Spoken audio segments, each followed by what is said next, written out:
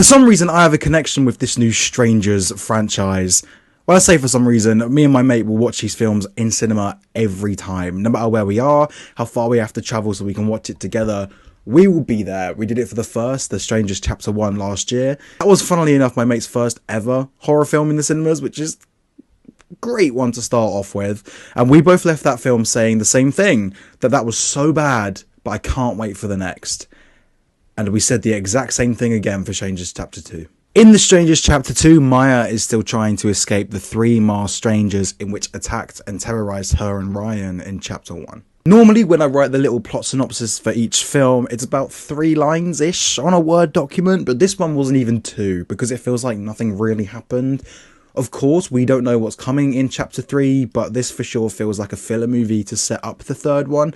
I do genuinely think that once the entire trilogy is out, you could go from Chapter 1 to Chapter 3, and everything still makes sense narratively, except for one thing at the end of Chapter 2, which maybe you might need to know. Okay, so maybe you'd need to watch the first and the last 10 minutes of Chapter 2, and you'll probably know what you're doing for Chapter 3. Still has so much of that horror trope of the protagonist not entirely understanding what is safe and what isn't. Maya puts herself in such unnecessarily terrorizing situations through terrible decision making. It gets quite annoying at times, especially because this is quite prevalent in Chapter 1. I know a lot of horror slashers do have protagonists like this. It's not a good thing. I don't like it. I like when the main characters use their brain every now and then. In Chapter 2, this only really happens towards the end, and it's quite telling because it's rewarding to see it happen. This is why I get a little confused with the franchise and horror franchises in general, because you barely see any character use their smarts. But when they do, it's like finally they're doing something, so why don't they do it more? Plot-wise, it is just Maya trying to get away from the strangers, nothing more. I did find myself a little surprised where the film struggled to make sense because of that. Pacing wasn't entirely great. It made the film feel more like a compilation of different shots of Maya trying to run away and hide. I'd be interested to see if you cut different clips of the film and put them at different moments of where they are in the film, if it would make as much sense as it did, because I'm going to go with yes. But I'd be interested to see that. There are a lot of flashbacks which do slow down the pacing, whether it's from Chapter 1 or the past, because you do get some history about the strangers, which I'm not really a fan of, because I like a sense of the unknown about these characters, especially for like a slasher horror film and for horror villains called the Strangers.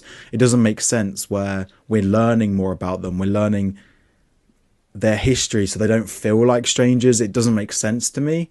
There's also like a 5-minute scene where Maya gets attacked by a poorly CGI'd wild boar, and I'm gonna be real, I could not stop laughing throughout that film. It came from completely out of nowhere, and although explained by a flashback, it just felt so odd. It looked really bad. It was probably the funniest moment of the film. I didn't find there was much tension, which is the most important thing in horror for me. I never felt scared, and the jump scares they do go for didn't pay off. They more made me laugh than anything, which of course isn't their intention. There was a sense of danger though, which mainly came from the performance of Madeleine Petsch. You can clearly see the terror and emotional distress where, although Maya makes terrible decisions, you do feel bad for her. Madeleine Petsch is quite good here. This isn't a spoiler, like, at all, but there is an end credit scene. If you really don't want to know about it, then skip. But it's a little teaser trailer for The Strangers Chapter 3, which I think comes out some point early 2026.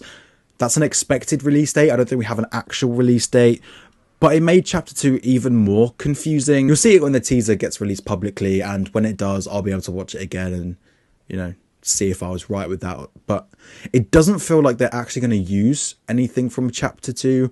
I, of course, could be wrong with that, but the good thing about this trailer is that it feels like narratively there's going to be more going on in Chapter 3, which, I mean, I hope so. It's the finale of a trilogy. Yeah, this Strangers trilogy is part of the So Bad It's Good movies, and I mean, we haven't even got the 3rd one yet, but where no matter how bad they are, I'm still going to laugh and enjoy it, and I'm still going to have a good time, but they for sure are not good films. Simply by this factor alone, I'm going to give the film 2 stars, but closer to a 2.5 than a 1.5. If you enjoyed the review, please like and subscribe on all the socials. It will be much appreciated. And please let me know what you think if you've seen The Strangers Chapter 2.